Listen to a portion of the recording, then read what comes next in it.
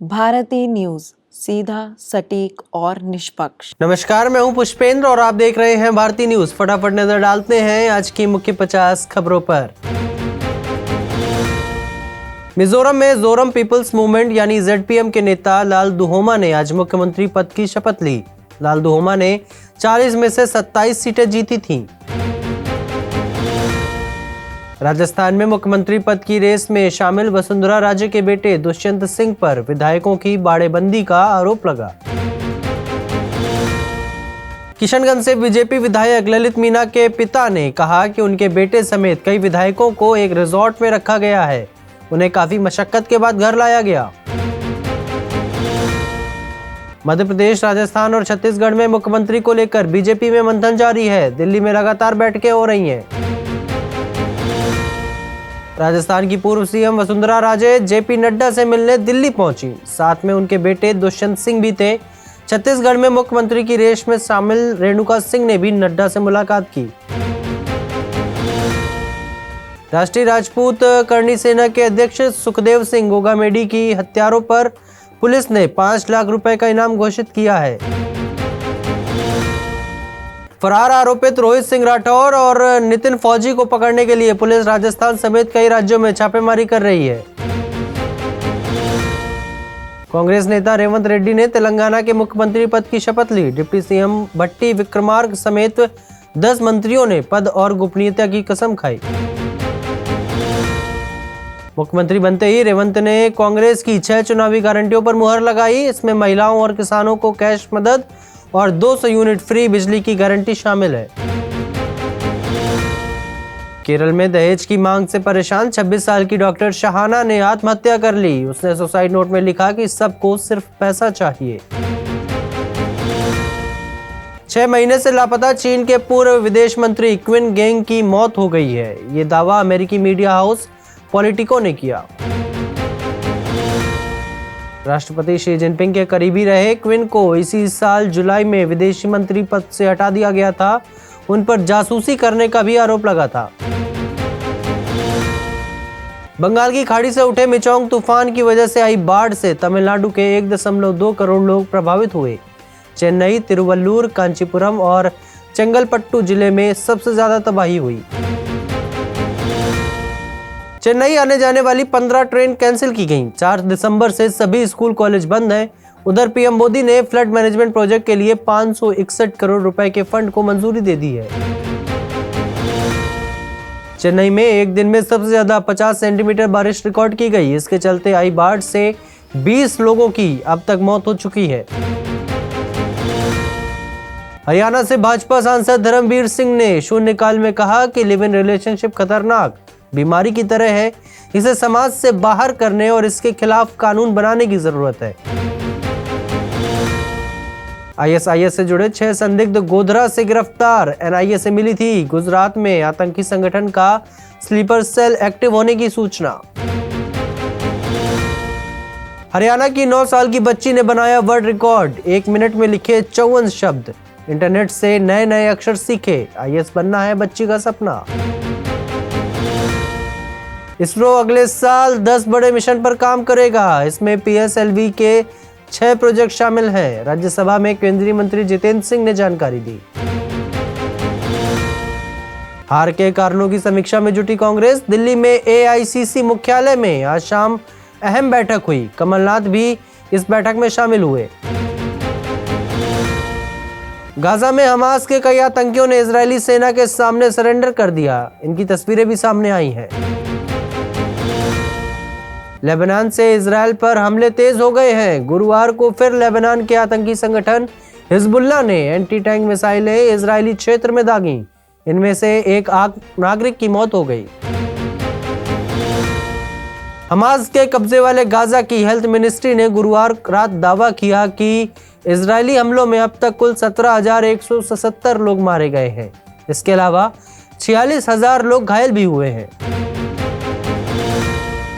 America के New York में एक शख्स ने यहूदी मंदिर के बाहर गोलीबारी की। पुलिस ने बताया कि इस दौरान वो फ्री फिलिस्तीन के नारे लगा रहा था।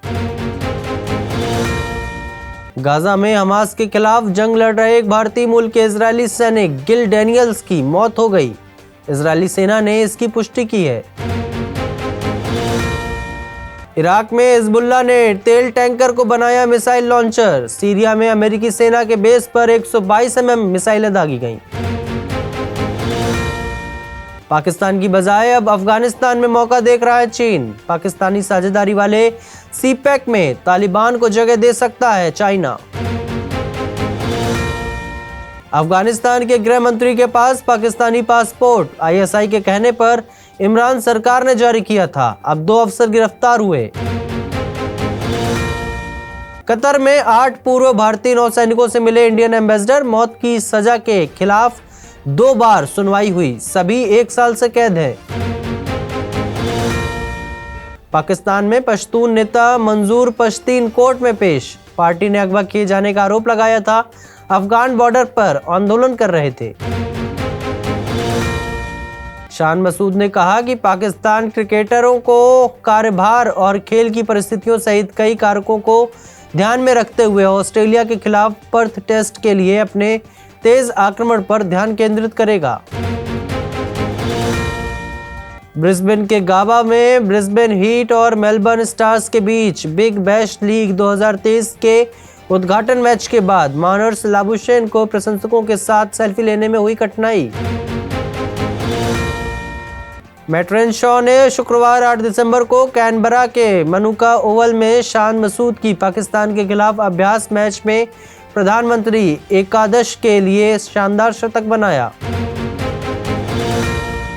मीरपुर टेस्ट के दूसरे दिन का खेल बारिश की वजह से रद्द हो गया। खेल में 3 दिन बचे हैं। नतीजे आने की अभी भी काफी संभावना है। ब्लैक कैप्स 5 विकेट पर 55 रन पर सिमटने के बाद अभी भी 117 रन से पीछे हैं। लीजेंड्स लीग क्रिकेट के कमिश्नर ने श्रीसंत को कानूनी नोटिस जारी किया जब तेज गेंदबाज ने कहा कि गौतम गंभीर ने इंडिया कैपिटल्स और गुजरात जायंट्स के बीच एलिमिनेटर के दौरान उन्हें फिक्सर कहा था। सिकंदर रजा ने कहा कि अंत तक मध्य में टिक नहीं पाने के कारण वे निराश हो गए थे क्योंकि गुरुवार 7 दिसंबर को हरारे स्पोर्ट्स क्लब में जिम्बाब्वे ने पहली टी20 में आयरलैंड को 1 विकेट से हरा दिया। भारत के पूर्व क्रिकेटर आकाश चोपड़ा का मानना है कि जब भारत दिसंबर में देश का दौरा करेगा तो श्रृंखला के सभी प्रारूपों में दक्षिण अफ्रीका थोड़ा पसंदीदा होगा। भारत अपने दौरे में 3 वनडे, 3 टी20 और 2 टेस्ट खेलेगा।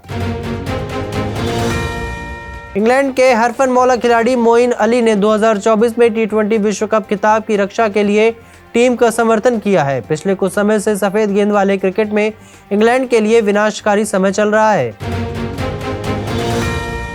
कॉलिन मुनेरो पाकिस्तान सुपर लीग के आगामी संस्करण के लिए इस्लामाबाद यूनाइटेड में वापसी करने के लिए तैयार है। मुनरो ने बीबीएल में मेलबर्न स्टार्स के खिलाफ नाबाद 99 रन की मैच जिताऊ पारी खेलने के कुछ घंटे बाद अपनी वापसी की घोषणा की। मैनचेस्टर यूनाइटेड के मैनेजर एरिक टेन हॉग ने ओल्ड ट्रैफर्ड के आसपास किसी भी संकट की बात को खारिज कर दिया और कहा कि उनकी टीम सही दिशा में आगे बढ़ रही है।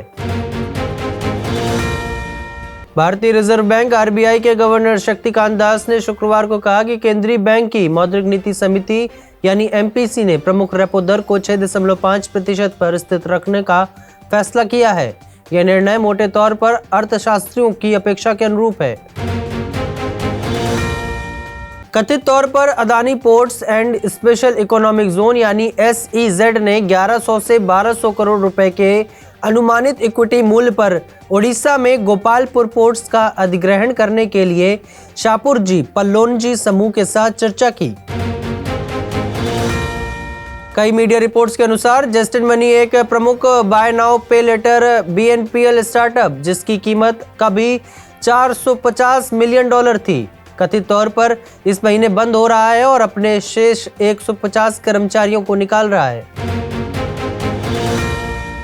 एप्पल कथित तौर पर चीन पर निर्भरता कम करने और भारत के विनिर्माण क्षेत्र में निवेश बढ़ाने के अपने दृष्टिकोण के अनुरूप भारत से अपनी आगामी आईफोन 16 श्रृंखला के लिए बैटरी प्राप्त करने की योजना बना रहा है।